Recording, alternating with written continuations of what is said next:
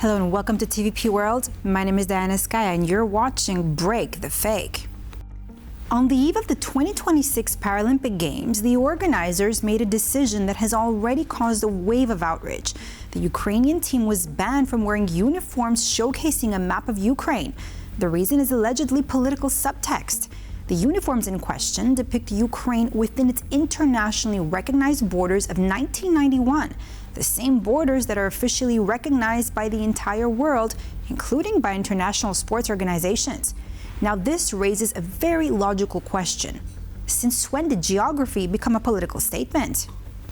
Now, according to official logic, sports should remain outside politics, but in practice, this rule works in a strangely selective manner. When your own country is depicted on your uniform, it's politics. When war is raging, stadiums are being destroyed, and athletes are dying, it seems to be a context that should not be discussed. Now, the Ukrainian uniform did not feature any slogans, mottos, or appeals, only a map of the country within its internationally recognized borders. In other words, athletes were essentially asked to hide their own country so that no one would feel uncomfortable. Now, this decision looks particularly painful in light of previous cases of weird interpretation of political subtext, like with Ukrainian skeleton racer Vladislav Heraskevich, who was disqualified from the Winter Games for wearing a helmet with an inscription honoring Ukrainian athletes who died as a result of Russian aggression. At the time, the memory of the dead was called a political message. International sport increasingly finds itself in a strange position. In order to remain neutral, it sometimes asks the victim to be less visible than the aggressor. Now, the Ukrainian Paralympic team has long been a symbol of resilience.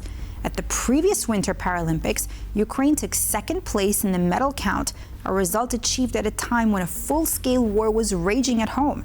These athletes compete not only for medals, but also for the right to exist as a country that's being erased every day, both physically and informationally.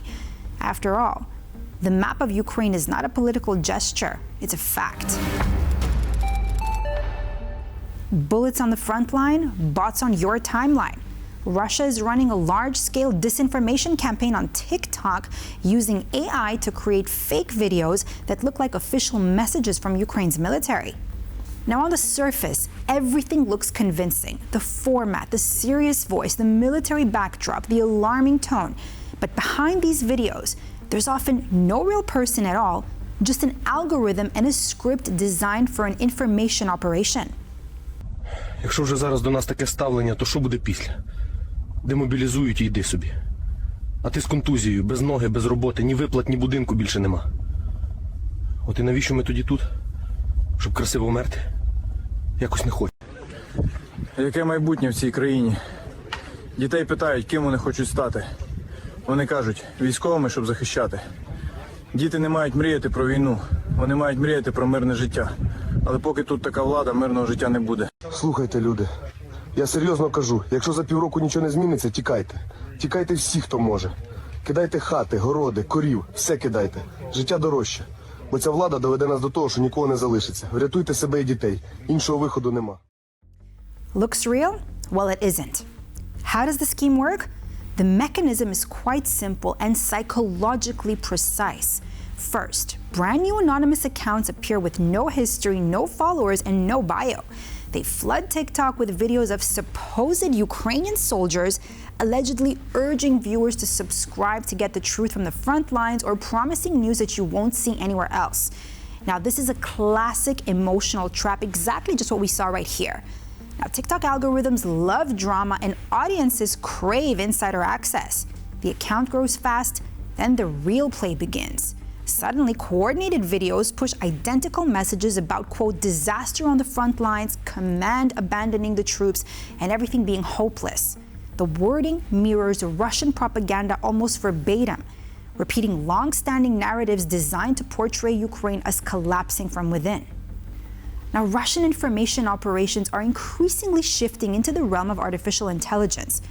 But AI does not create propaganda on its own. It only accelerates what already existed. And the real objective is not to win a war on TikTok. It's to erode trust, to make people doubt institutions, doubt the military, doubt each other. And perhaps the main paradox is that, well, While real Ukrainian soldiers are defending the front lines, digital soldiers created by algorithms are fighting for clicks, views, and panic.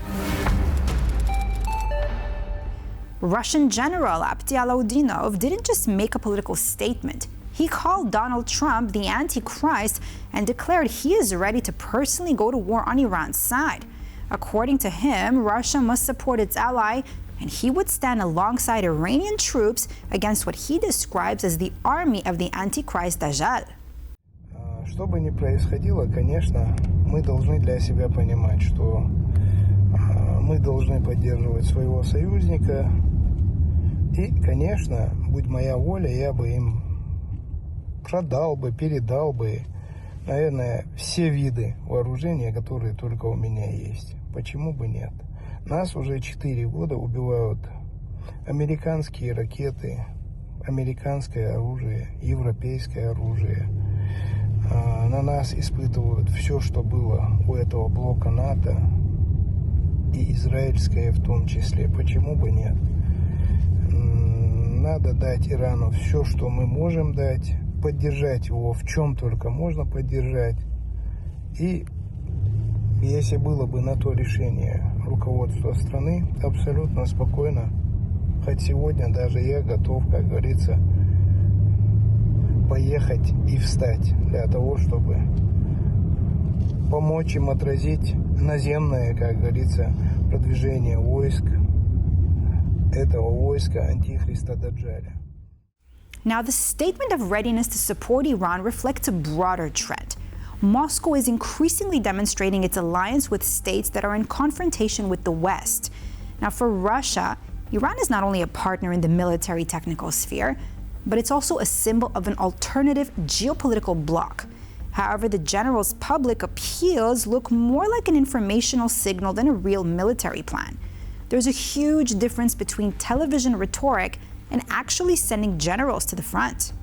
At the same time, Russian Foreign Minister Sergey Lavrov commented on Moscow's possible response to U.S. attacks on Iran. "This is simply not our method. We never resort to such things," Lavrov said. Now, this creates a paradoxical situation. One general is ready to fight on Iran's side, while another minister emphasizes that sanctions against the United States are, quote, "not our method." И в силе ли ООН прекратить западную агрессию в Ближнем Востоке? Санкций ожидать не приходится.